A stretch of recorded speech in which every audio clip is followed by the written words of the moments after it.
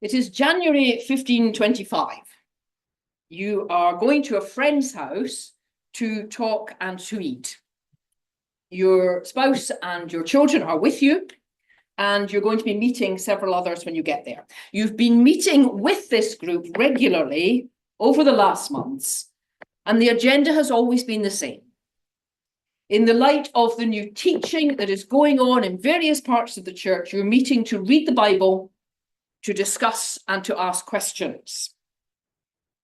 For most of that time, you've been in a group led by the city preacher, Ulrich Zwingli. He used to be priest at one of the big shrines locally, the Lady Chapel. Before that, he was chaplain in the army. But in the last few years, he's been the lead preacher in your city of Zurich, and he's been gaining notoriety as he espouses this new teaching that's beginning to make itself felt. One of its leading exponents is the radical monk in Wittenberg, Martin Luther. You've heard about him because some of his writings have been taken up by one of those newfangled printers. And so it's been possible to read what he's been saying. And it's inflammatory stuff. Your preacher insists that he came to the same conclusions on his own without needing to be taught by this German. But you're not too bothered where these ideas come from. You're more concerned about where they might lead. Over these months of meeting together and discussing, sometimes with him, what Master Zwingli has been preaching, and discovering what this Bible actually says by reading it for yourself, not just listening to what the preachers tell you, you have found that quite a lot of what you have taken for granted, that your mother taught you, that the priests assumed, that you didn't know could be otherwise, you found it might be different. It's been a fundamental shift in how you think about the world. To start with, you are no longer convinced that your place in heaven is assured because you go to Mass, give to the poor, and have made provision for people to pray for you to be released from purgatory after you die. You've begun to question the need to fast during Lent, to abstain from meat and eggs as a preparation for Easter. You wonder about the need for priests not to have the comfort of a wife and family. And your faith that the Bishop of Rome is the arbiter of all God's truth has been seriously shaken. Indeed, you quite seriously entertain the possibility that he is in fact the centre point of all the lies and the misinformation that have engulfed the so-called church. As you've had these conversations, and as you've read the stories recorded in the Gospels and the teaching of Paul in his letter to the earliest churches, you are finding that you are more and more uncomfortable with what goes on when you attend the service on a Sunday.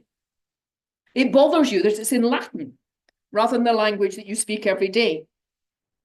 It disturbs you that there's an increasing disconnect between the things Master Zwingli says during his preaching that you're finding intriguing and stimulating and challenging, and the other parts of the service, the Mass, and particularly what's taught about the bread and the wine. And in particular, and this is going to be the discussion tonight, you are uncomfortable because so much of what happens in the service is being decided by the town council. And they are paying more attention to the Bishop Prince of Bern, the big city down the road, than to the teaching of Master Zwingli, and to the increasingly strong convictions that you and the group who have been studying with you. Now, at one level, you understand it. The Prince Bishop is absolutely resistant to the new learning. Of course he is. It destroys his power and denies his authority. And as such, regardless of his own convictions, he is going to object if one of the cities over which he has some jurisdiction rejects the traditional position and therefore leaves the hierarchy within which he has superiority. And his resistance to this idea will have economic and possibly military consequences. The city will pay a price in some way. But you are increasingly convinced that price is inconsequential in comparison with the dangers of remaining within a system of theology and practice which is clearly not in line with the teaching of Scripture. And more than just the bare letter of the biblical text, there is the increasing spirit-led conviction that to be true to following this Jesus whom you have met in your study and your prayer and your conversation with others, you need to obey the truth as you have come to be convinced of it. And you are above all convinced that what is currently called the church is not a true church. Rather, it is a devilish invitation designed to lead people away from true faith and faithful obedience. And not only designed to, but succeeding in doing it. You know that Master Luther, that German monk, has been arguing that what he's trying to do is to reform the church. He's trying to bring it back to its true being. And he's convinced that since the Bishop of Rome and the other bishops have failed to keep the church true to its calling and reality, it is the role of the princes and the nobility to do it. And you've come to realize that although Master Zwingli differs from Master Luther on various issues, question of the bread and wine at Eucharist, on this question, in practice, if not completely in theory, they agree. Master Zwingli is also arguing that it is the city council's right and duty to shape the way the city churches order their life and practice, and the what and the how the preaching takes place. And this topic has formed the centre of the discussions for quite a while now in these weekly study meetings. Master Zwingli argues that the council, all of whose members are in the congregations in the city, is the appropriate body to decide how the church should be ordered. He argues that council and church are one community, bound together in baptism and by the Eucharistic sacrament. And so their, as you see it, politically, economically driven decision about the life of the congregation is, Master Zwingli says, quite appropriate. But your reading of Scripture, your prayer in the group, your growing sense of the Spirit's presence as you meet as a community of the faithful is leading you in quite another direction. You are convinced that a group of faithful men and women meeting in prayer and obedience is the place where the presence of Jesus is to be found, and therefore that is the place where decisions about the life of the congregation should be taken. You're quite happy to leave political and economic decisions to the council, but decisions about the life of the church belong in and to the church. And this is perhaps the most disturbing, the most unnerving new conviction you have come to embrace. Not all those who attend the service can be assumed to be in the church. For at the heart of the new teaching you are embracing is the conviction that assent to a series of propositions is not enough to be faithful, nor is the rite of baptism over an infant, nor is even receiving bread and wine on high festive occasions. Even the new teaching from Germany, a new way of phrasing questions about belief and what is to believe, even that is not enough. None of it is enough unless there is a change in who you are, how you live, and where your allegiance finally lies. For you are now convinced that, as one of those who will later be identified with the movement that begins tonight, as he will phrase it, to know Christ is to follow him. This following, this discipleship, this change of life and heart, that is what matters. And without it, there is no church. There is no church. That is the unbelievably radical conclusion you have come to. That's what's brought you out on this winter's evening to go to the house of Felix Manz. It is not, as Master Luther has argued, that the church has become lost and compromised, but it needs to be recalled to its identity by the nobility. It is not, as Master Zwingli has been teaching, that the city as a community must come together in its political structures to express its spiritual convictions. Rather, you have become convinced that the so-called church is nothing of the sort. And there is no longer any church, and none of the structures around you that claim to be church have any right to that name. And you're also convinced that those who are seeking to follow Jesus need to have a church as part of that, or rather, by virtue of the fact they are there, a church exists. What it needs is form and a way of recognizing those who are part of it and of organizing its life. And so on this 21st of January, 1525, you are meeting with a few others to restart, to refound the Church of Jesus Christ, which has ceased to exist. One of those present, probably a man called Georg Blaurock, will later write this about that evening. And it came to pass that they were there together until anxiety grew upon them. Yes, they were so pressed in their hearts. Thereupon they began to bow their knees to the Most High God in heaven and to call upon him as the informer of hearts. And they prayed that he would give to them his divine will and that he would show his mercy unto them. For flesh and blood and human forwardness did not drive them, since they well knew what they would have to suffer on account of it. And after the prayer, George of the House of Jacob stood up and besought Conrad Grebel for God's sake to baptize him with the true Christian baptism upon his faith and knowledge. And when he knelt down with such a request and desire, Conrad baptized him, since at that time there was no ordained minister to perform such work. And thus, at least for the sake of this anniversary, thus was born the Anabaptist movement. There is, or there has been, significant debate around the issue of mono or multi-genesis amongst Anabaptist scholars. Did the movement start with one event, one group of people, one point of origin, and then spread? Or was it more that various groups in that ferment produced by the combination of what was then called the New Learning and we call 16th century humanism and the theological explosion of reform, that they all came to similar conclusions about the role of secular authority in the life of the congregations, about the place and nature of baptism, about the ontology of the church. This lecture does not really need a long discussion on that, but it's worth noting that the anniversary that we are marking this year, the 500th anniversary of that evening baptismal service, may not be the only origin of the movement that has become referred to as Anabaptism. There were other groups with other questions at their origin, and some of them were to come together in mutual recognition. They produced an agreed confession of faith, a statement of belief, a list of convictions at a conference in 1527, which we now call the Schleitheim Confession because they met in Schleitheim. And it's a document that has remained and in recent years has become a touchstone for true Anabaptism, among certain communities at least. And with that, we touch on another of the major areas of debate. What is true Anabaptism?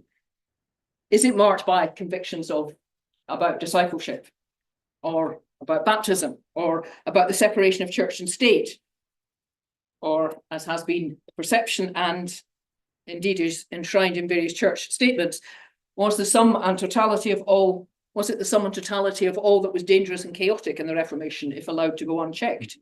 Which indeed was shown only 10 years later in the horror that was Minster. Or is Anabaptism best characterised by what emerged after the horrors of Minster, the quietist, the separatist kind of community, exemplified by for many years by Mennonitism? And how, therefore, does it relate to contemporary Mennonitism, the majority of its practitioners in the US and Canada? And there are other branches, perhaps most picturesquely exemplified in the Amish communities. There's a whole history that it's not my job to deal with today. You and I will both be grateful to acknowledge that. But I hope it will be clear to you from what I've said so far that the issues raised by those events in Zurich that we recognise with this anniversary, and the questions and the answers that they and others came up with and offered and explored and got right and got wrong, they offer to contemporary churches some interesting resources for discussion and exploration. I can tell you, as one who has been involved in discussion of Anabaptist and theology and its place in contemporary, I've written British, sort of English, and it has its impact in Scotland as well. In the church life for the last 30-ish years, there are resources and challenges and indeed goads to prevent complacency in these stories and in the individual accounts of personal devotion, the theologizing from the 16th and later centuries.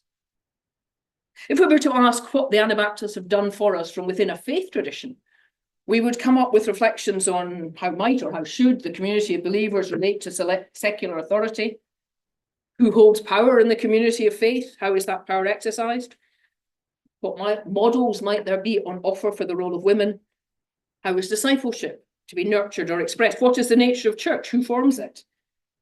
And that's just a start. But in asking these questions, we're definitely in the area of inner church life. Does this event and all the other similar events and the movements that arose as a result, do they have anything to say to us in a world that is secular and tolerant and post-Enlightenment outside of the church? What, if anything, have the Anabaptists done for us, where us is not a little subset of folk who make up a church, and the even littler subset of the church to which I belong, who find their story compelling and life-giving? And here immediately we come to a crucial issue driven by the nature of Anabaptism itself. Apart from the horror story of Munster, and if you don't know it, go and look it up in the books. It's covered in great detail. Apart from that, Anabaptists have not been powerful or influential or often very visible. Unlike the Romans, we cannot easily point to straight roads and public health and sanitation and wine and so on. The Romans came with power and they changed the landscape and the assumptions of a community. Several centuries later, the Anabaptists didn't exactly come but emerged, and they didn't have power, and they didn't really in any major way make an impact on the assumptions or on the landscape. Nevertheless, I want to argue that in what they did amongst themselves, without necessarily intending or expecting to change a wider community, they experimented with and were among some of the earliest to explore some practices and ways of thinking that we now value. In true Anabaptistic tradition, in order to develop this part of my discussion, I went to the group, the Anabaptist group of which I'm a part, and said, I've got to give this lecture, what am I going to say? Because this is a core practice of early and indeed later Anabaptists, listening to many voices, seeking discernment and decision. Luther worked and certainly presented his work as individual and heroic. And that image has persisted and has mattered, even if I suggest it's not actually true. From the very earliest days, as the story of January 1525 shows, the Anabaptists explored ideas by talking and arguing with one another.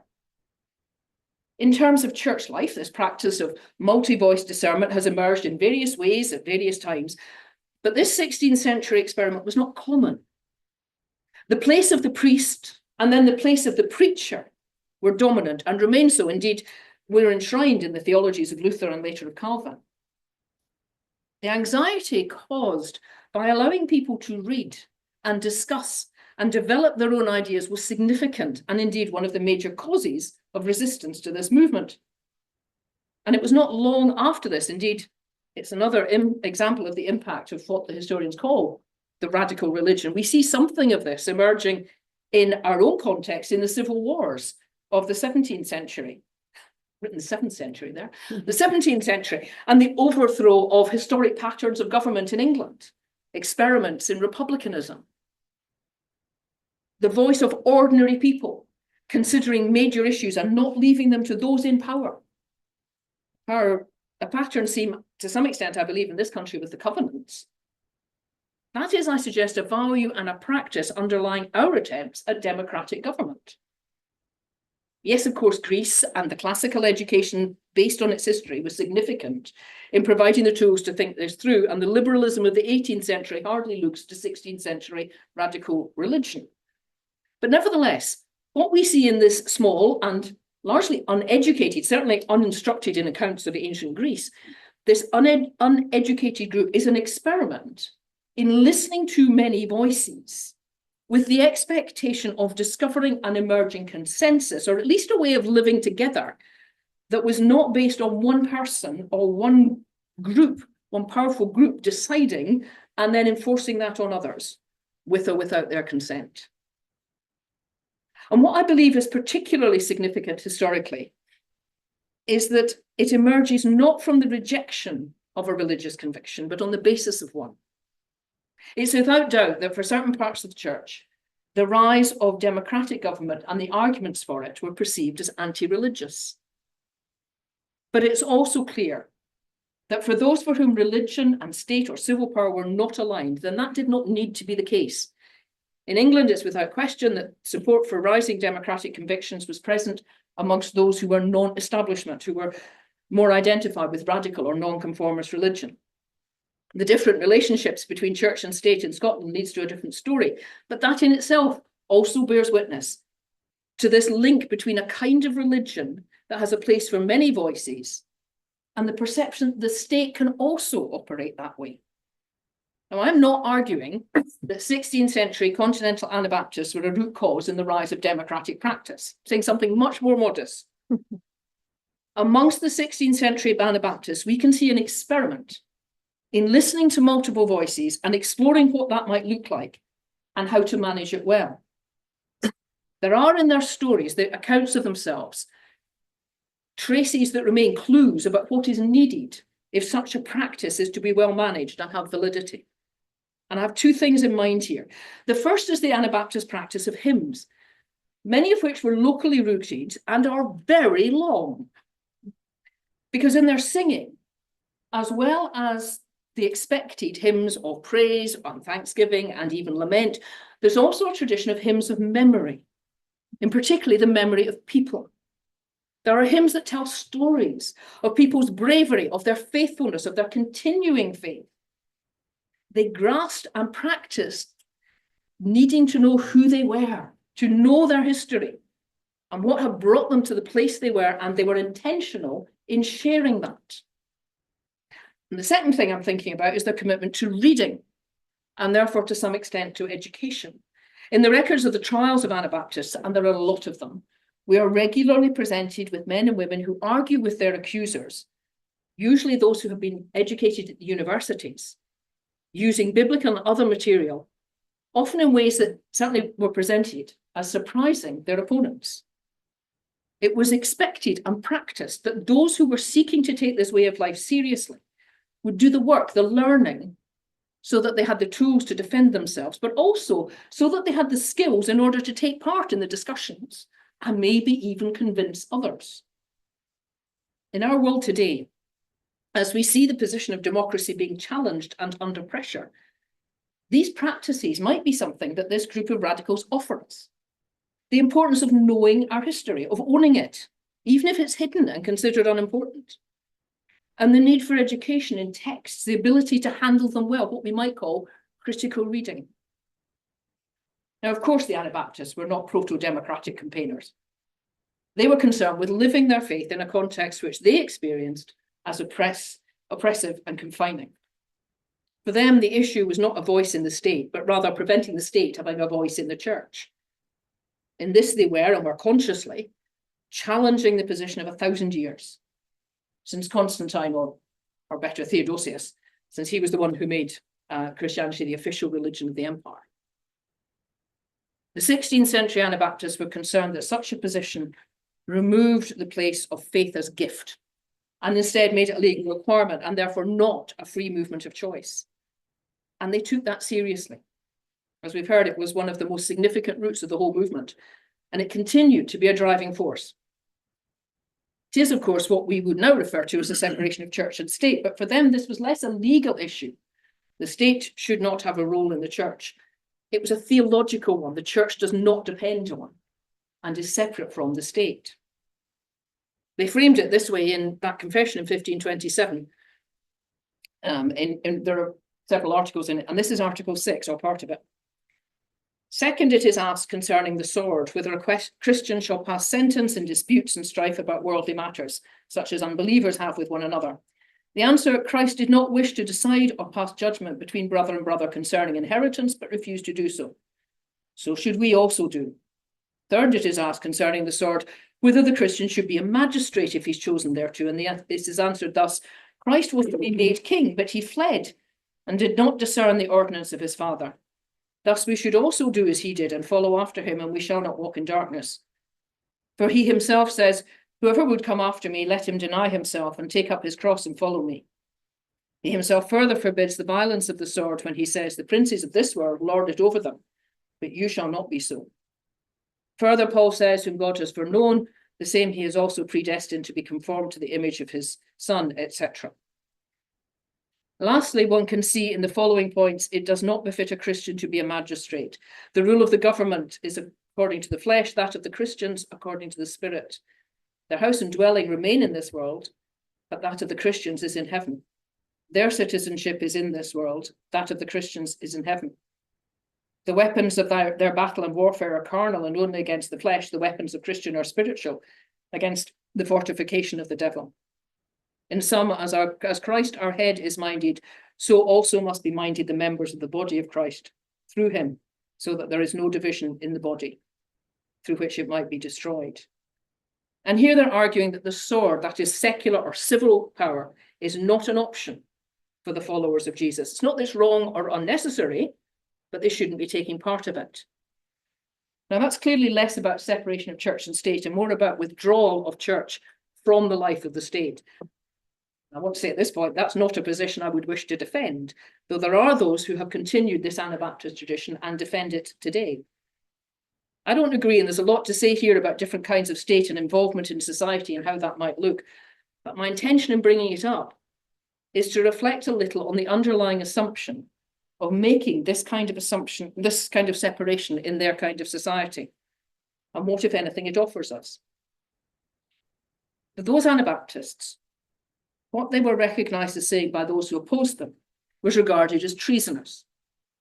The identification of the social structure with the religious structure was and had been for centuries unquestionable.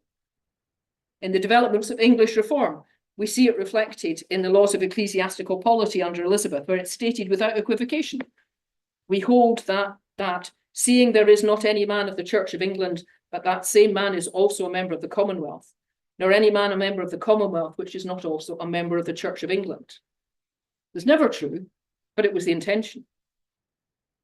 In separating themselves from the state-sanctioned church while still remaining in the community, the Anabaptists challenged an assumption that had seemed unshakable. And they were executed for it. They were executed on the basis of treason.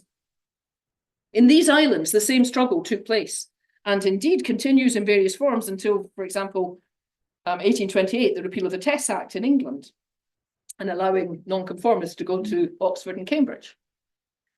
Again, I'm not arguing that the Anabaptists gave us freedom of religion, but I do want to be stronger than I am with some other things we might gain from them. They were insistent that it was possible to be part of a society while differing in terms of faith. And they argued this on the basis that faith was the gift of God, and so couldn't be compelled or imposed by any authority. They sought for space to withdraw and continue to live alongside and seen not as a threat, but as neighbours. Theirs is, I suggest, one of the earliest attempts in Christendom Europe to attempt to explore what a multi-faith society, or indeed, since they insisted that secular government was what they said, they put it outside the perfection of Christ, what a secular society might look like. Not a society ruled by religion. The place of conscience in shaping how people live was something they valued immensely. Not being those in power, not having to deal with the consequences of competing communities, they didn't have to explore many of the questions that are part and parcel of our own attempts at a secular state. But again, there is a practice that they valued that might be helpful for us as we continue to negotiate these issues. What many of them, not all, but many were concerned to express was the conviction that it was possible to live with difference. A coherent society did not depend on agreement on even the most fundamental things, for which for them was faith.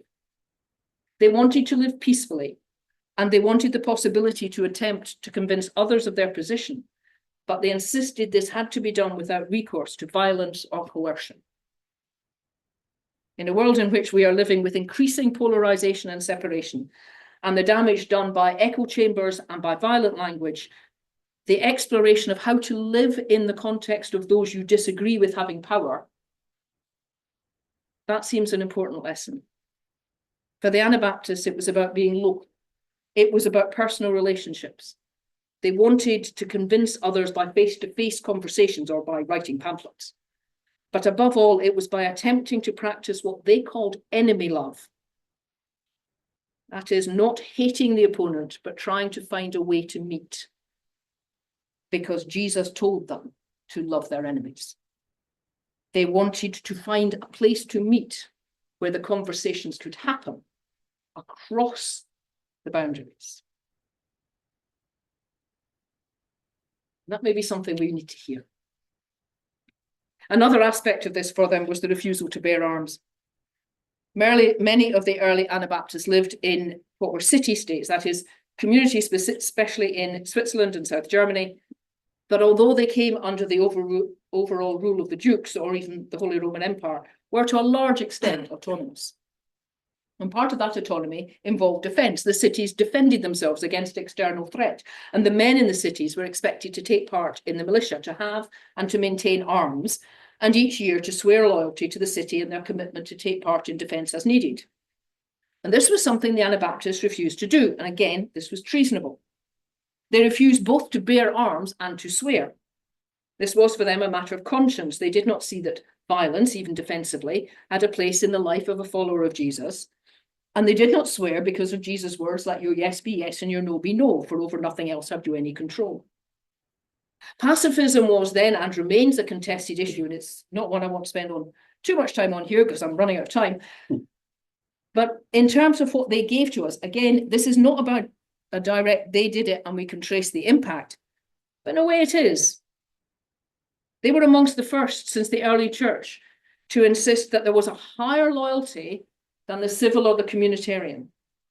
That if their faith, which led them to pacifism, and the instruction of their society came into conflict, then faith must win, even if that meant endangering their lives.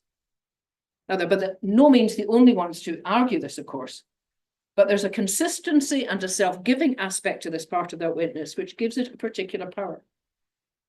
And it's clear that the development of the category of conscientious objector in times of war has its origins in the witness and refusal of the so-called peace churches, of which the Mennonites, who are historically the descendants of these people in the 16th century, the Mennonites are a significant part.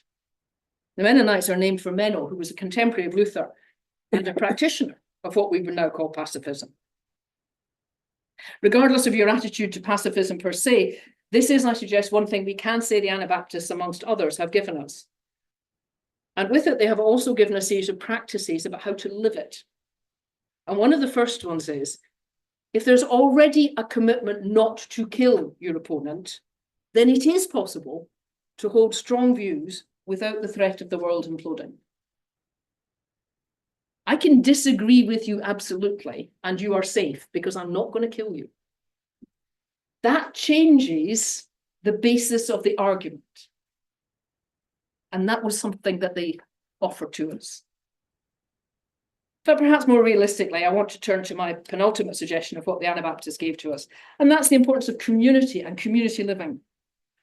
Zwingli had been a teaching, and they had adopted from him a conviction that baptism was about becoming a member of a community, and that the bread and wine operated as a soldier sacramentum, that is the oath of allegiance. The sharing of the bread and wine was a commitment to one another. Though they differ from him so considerably on the place of the church within society, and indeed on who should be baptized, they did keep some of this theology. The sense of being baptized into a community, not as an act of individual witness, was deeply, deeply felt, as one might imagine, given the experience of persecution. This was not a journey of living a faith that could be undertaken alone. They needed the support and the security of one another, and it was witnessed to every time bread and wine were shared. We only have one liturgical document from the early days, and it includes a communion liturgy. And the words in it are huge. When I have taught this in classes, I've used all sorts of primary documents and got people talking, and I have never dared ask a class to use these words because they are so huge. After teaching and confession of sin, there's a series of questions, and each participant answers separately. The rubric is, each will say one after the other. And the fourth question is, so that the church might also be fully aware of a person's attitude and will, one who holds fellowship with her, that's the church, in the breaking of bread, thereby saying, testifying and publicly assuring her, yea, making to her a sacrament or a sworn pledge, and giving one's hand on the commitment, that one is willing henceforth to offer one's body and to shed one's blood thus for fellow believers. The sharing of bread and wine, the remembering of the death of Christ, involved the commitment to die for the sake of the others in the community. These people took seriously being committed to one another in all parts of life. Now, clearly, if you're going as they were to stand against the whole weight of historical and social expectations, a community of like-minded people really mattered for protection and encouragement and support. And there's nothing unusual in our day and context in recognizing the importance of community, of belonging and mutual support. This is not something we can say comes to us only or purely from Anabaptists, but it's something they took seriously. And again, there were practices and patterns of behavior that helped to support it. And there, I think they do offer and continue to offer something important. Two aspects to point out. Firstly, the importance of commitment to a face-to-face community, of knowing the people you are working with, and to doing what it takes to make the community work. Those congregations were small and mutually supportive. They knew each other. They worked to support one another. They provided financial help when needed. They offered friendship in bereavement, care in the face of imprisonment, and so on. All based on the recognition that they need each other to survive. Makes me think of the comment ascribed to Margaret Mead, the sociologist. She probably didn't say it in these words, but she should have done. Never doubt that a small group of thoughtful, committed citizens can change the world. Indeed, it's the only thing that ever has. Whether she actually said it or not, it summarises the thinking behind all kinds of creative grassroots initiatives that do change the world. Small groups where people know one another. And of course, the Anabaptists were not the only ones, even in their generation, to believe in this community commitment or to have practices to sustain it. But they did, and they had. And these are, again, seeds we might find helpful. The multi-voiced aspect that I started with, the commitment that meant leaving the group wasn't lightly undertaken, the willingness to support sacrificially, the intention to live together even with difference. All of those are part of creating groups that can sustain and achieve change. And in the context of increasing isolation and loneliness, and also one of political disengagement, might there be resources here? And secondly, in order to ensure that the congregations did not fall apart too much, there were important practices, and even as I say it, it's important to notice the congregations often did split, and the pain in such splits was deeply damaging. But the practices they developed were firstly what we saw in the quotations in the Schleitheim Confession, the use of the ban rather than the death penalty.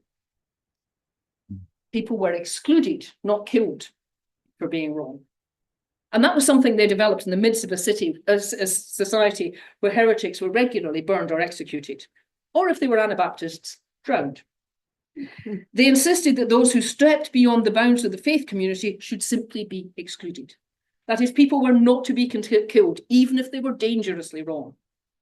And in fact, they took it further because they had a practice for dealing with disputes, including actions of one that hurt another. Rather than go to law, they based their practice on Matthew 18. If your brother sins against you, tell him.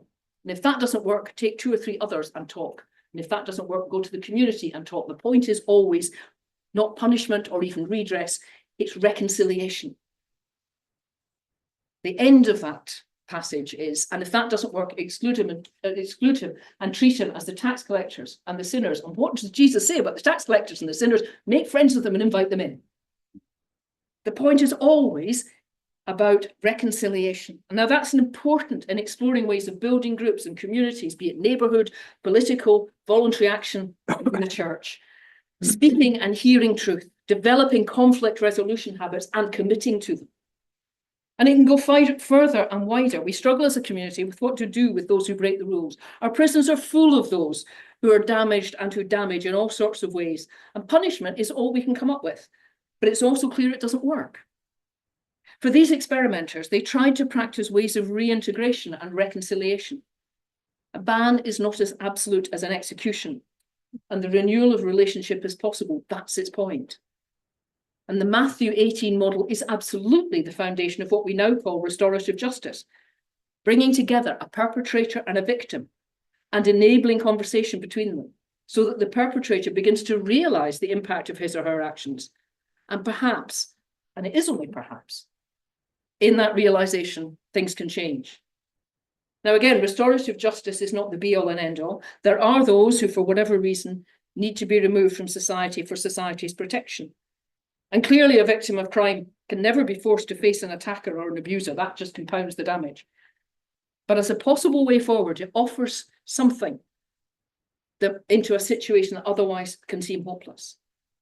And again, I'm not going to claim there is a direct link from the 16th century Anabaptists to contemporary theories and practice of restorative justice, though it's worth noting that the earliest and amongst the most influential ideas on the contemporary term include, among others, the Mennonites, and in particular, Eastern Mennonite University in Virginia. Rather, as always, what I'm wanting to say is that we can see, if we look in these early communities, some of the seeds of practice and discussion that remain important to us. And so in knowing more of their story, we might find resources to develop our own thinking and practice. And the final aspect I want to examine is an odd phrasing that these folk use in speaking about one another. It's not uncommon to find phrasing in letters about sister wife and brother husband. Now, this is not an example of polygamy. The use of sister wife is not about a collection of wives. It is used between husband and wife, and nor is it a telltale of incest. Rather, is the affirmation that the first relationship between people is that of siblings in the faith.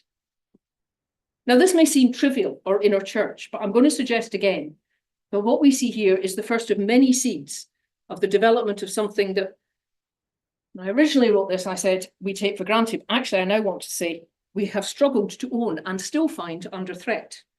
And that is the acknowledgement that between men and women exists primarily, each exists primarily as a person in their own right, and only after that in relation to marriage or to another partner or whatever. One of the things that is clear from the early records is that men and women both became parts of these communities. Mission, encouraging others to adopt their theology and practice, was high on their agenda, and again, both men and women took part in it. Indeed, women had a particular role to play in sharing this theology, because it was not done through structure or hierarchy or expected authority, but through personal contact and through what was and is disparaged as gossip. We have one record of a man who chained his wife into the house to stop her spreading her beliefs. And that's only one of many. The women were very much at the centre of the growth of this movement. The whole story of women in Anabaptism is a matter of ongoing research and is by no means uncomplicated. But it's clear that something different was going on, not least because amongst the churches, women were permitted to leave an unbelieving partner and contract another marriage in a context, a social context, in which divorce, if it could happen at all, was the preserve of men. Now, again, we're not talking full-on feminism here, but there's recognition that the primary identity was that of a sibling in Christ. That is, a person with a capacity to make a choice of faith and the commitment that went with it, rather than a daughter, a wife, a mother. I was introduced as Derek's daughter with permission. I will say that, with permission. I'm more than happy to be known as my father's daughter, but only because he recognised me first as not his daughter. The parallel between men and women in this movement is something new and is something to be noticed. As I say, in a context in which the recognition might well be said to be under attack, in some places we have a family from Iraq in our fellowship. Part of their reason for leaving was that she, having been brought up when women were free to be educated and to work and so on, now sees a country in which she must be veiled and must belong to a man, where politicians in what have been one of our major democracies are suggesting that women should be treated like children, with all the implications that has for participation and autonomy. This is not something to let go of. And again, when feminism and religion can all too easily be seen to be in opposition, it's good to see seeds of it here rooted in a faith conviction. I've spoken enough. I hope in what I've said, I've explained why this 500th anniversary matters. Not only for itself, though I do suggest it is interesting in and of itself, but also in the matter of what the Anabaptists have done for us. It may not be possible to trace directly that they did this and so we have that. But in their exploration of new thinking, in their seeking for practices to support their convictions and give them body and presence in the world, and above all, I suggest, in their commitment to an integrity that took them into conflict with assumed mores and powerful vested interests. They offer us encouragement and skills, an example worth taking seriously.